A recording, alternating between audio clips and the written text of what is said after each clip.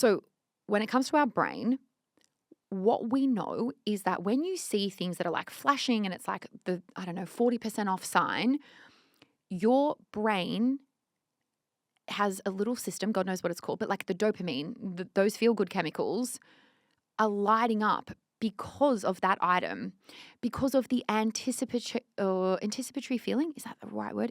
Anticipation, I guess is probably the better way to say it, of that thing. We get excited at the idea of something, which is why sometimes it can be so hard to reconcile where when we buy something, we get all of these good feels, all the endorphins.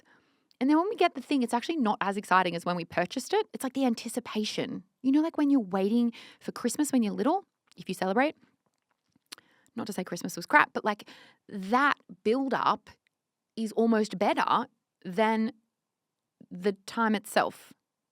Aren't we humans fascinating? So now that we can be marketed to everywhere, anywhere, anytime, we need to recognize that there are tactics and ways that marketers are using, all of the different things that are going on in our brain to try to get us to part with money. We just have to see that for the system that it is. And once you start seeing it, it's great because you can't unsee it. And then you can start to go, I'm not buying into that. I'm not interested in that. Unless it is something that you really want and you have planned for, which we'll come to.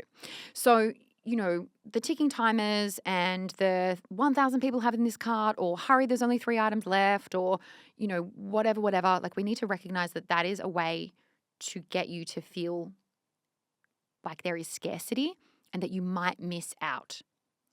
Because wouldn't it be awful to miss out?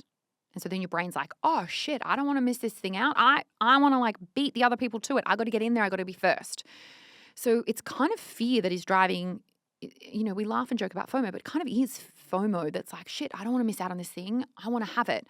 I got to do the thing. I got to take action, because it's lovely to like mosey on by and be like, oh, that's a nice thing. It is a completely other thing to be like, there is urgency here.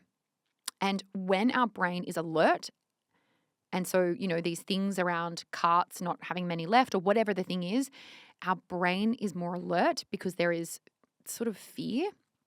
And when we are in that sort of state, we are more focused on the thing. So we are more likely to take action because our brain sort of narrows in on it. Allegedly, just go and do your research.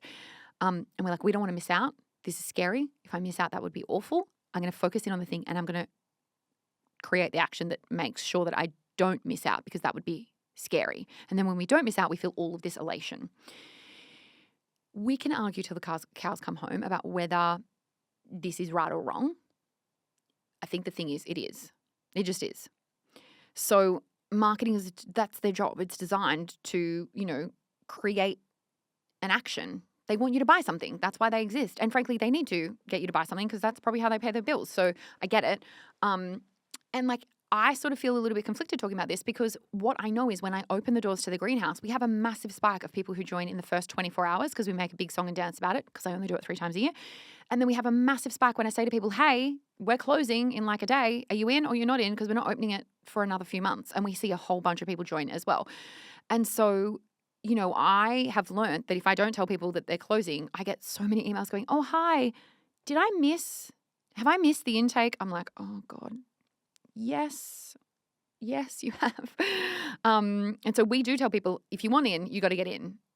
And people do take action. So I can see why businesses do this, because it does create the action that they want, which is ultimately for you to buy the thing. And I guess I want too, because I want people to join the greenhouse. Like, let's not pretend that I'm, just moseying on the side. Sure, that's fair. I think what we do is different than buying a cardigan that you wear twice and ends up in landfill. I think what we do is, helping people change their belief system about money and build wealth forever. So like, I don't know, maybe people who do marketing of whatever the fuck they're selling, maybe they also feel as passionate about what I do, and then it helps them feel emboldened to create campaigns that create urgency and action.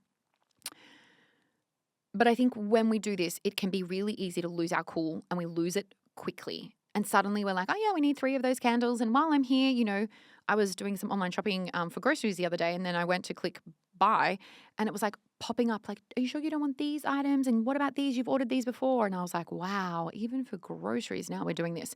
And so suddenly if you are in the mindset where you're just like, oh, maybe, and then suddenly your cart is considerably bigger and different to what you had anticipated.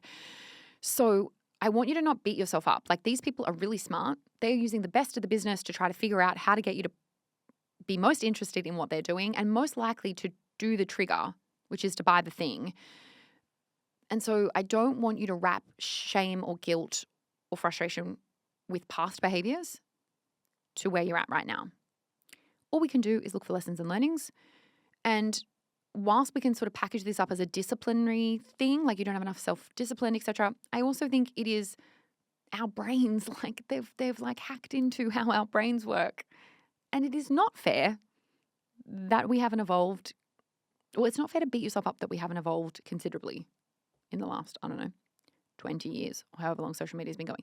But I think once you understand your triggers, you can absolutely take your power back. So if you know that you're not in the emotional space to be tempted, I think you have to do a really good job of recognizing that if I go near social media or whatever it is, I am perhaps going to go down a path that I do not want to go down.